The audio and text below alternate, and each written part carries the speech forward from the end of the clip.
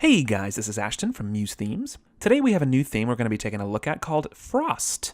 This is a fully responsive theme for Muse. It uses all fluid breakpoints, and it's styled with a bright and fun color scheme, appropriate for a bakery or restaurant or just about anything that would fit this bright and jovial tone. Now, this is a single page theme to start, meaning that the theme does not come pre-styled to be very content heavy. As you can see, it's much more reliant on the color and the visuals here.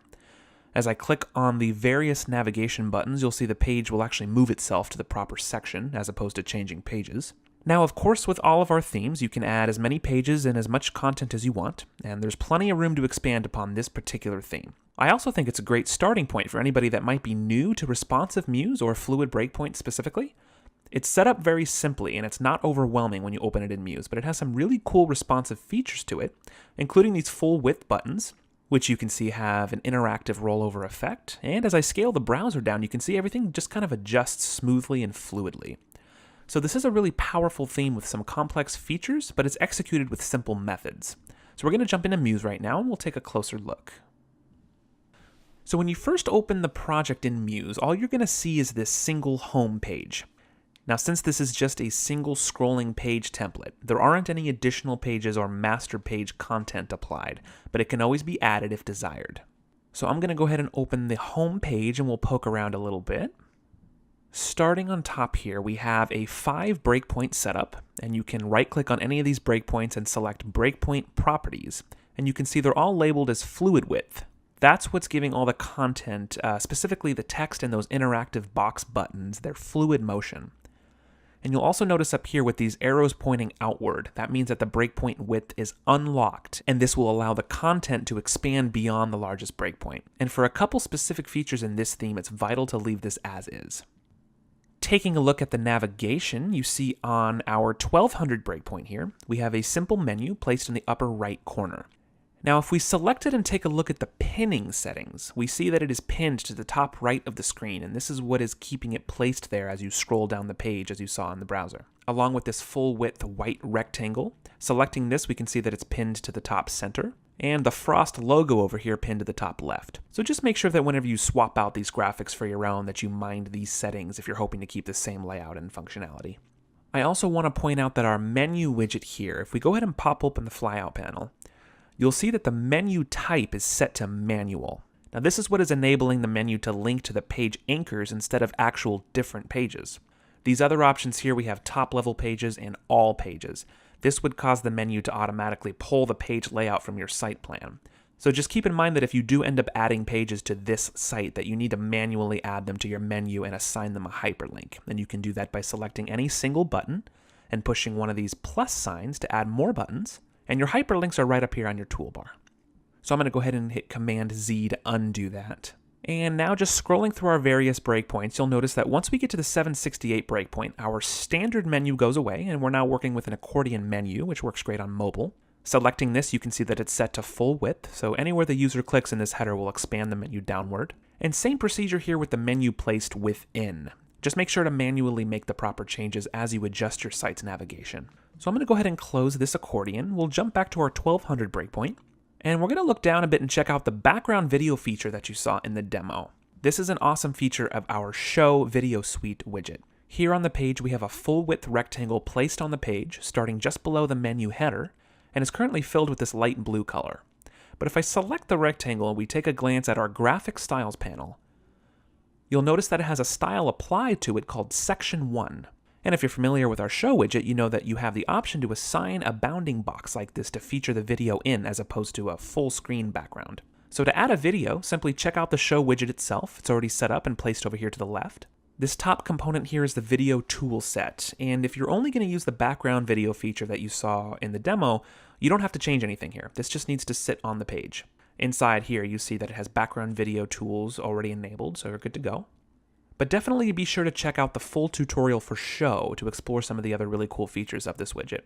Now this lower component here, this is where you're going to add your video. So if we go ahead and open the settings panel, this is where you can pick whether you want to feature a locally hosted video or a YouTube option, which is pretty cool.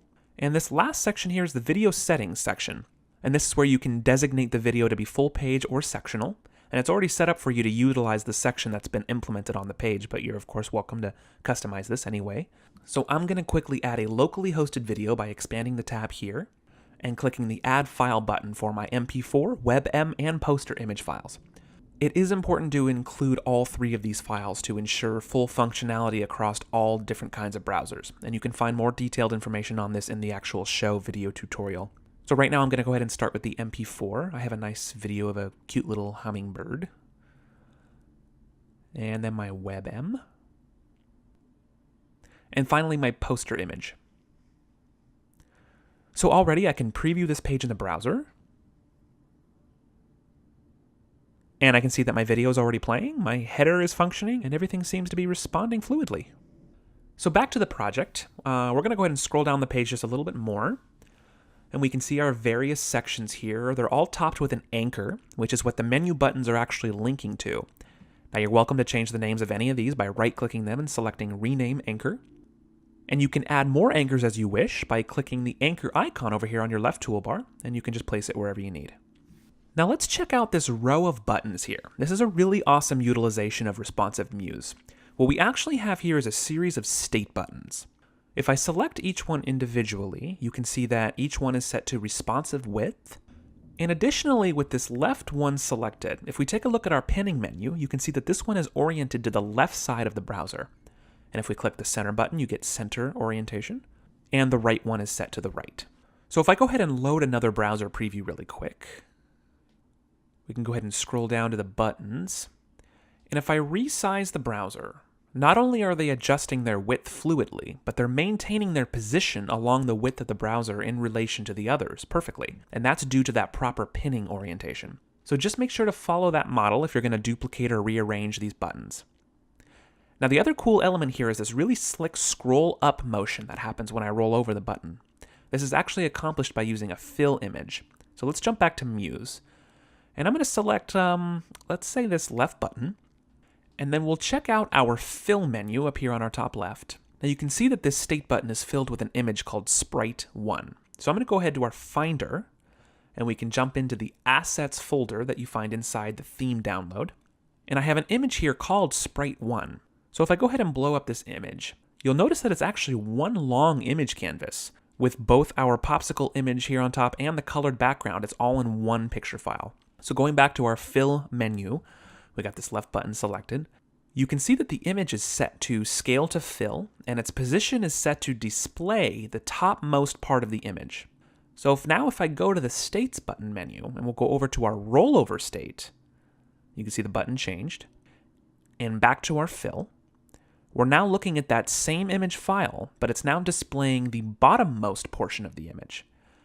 So you can see just by me changing these positioning pins that I get a totally different portion of the button image displayed. And I also get that text. You can change that text by leaving the rollover state active and just double clicking on the text box and typing anything you wish. And then the last effect applied here is the motion, and this is actually applied internally back here in the States button menu. Down below here you can expand this tab here for transitions, and you can set the type of motion and the speed that you want. So there's a lot of flexibility in here, a lot of ways to make this look different, making your own images, your own graphics, so it's really cool. Scrolling down the rest of the page, we have a variety of text boxes and photos, and some sections having background image fills, like this team section. That can all be customized using this fill menu once again. And finally here on the bottom, we have a neat display of contact info and a simple form. So that pretty much covers our Frost theme. It's a playful theme, it's simplistic, yet very functional and interactive at the same time.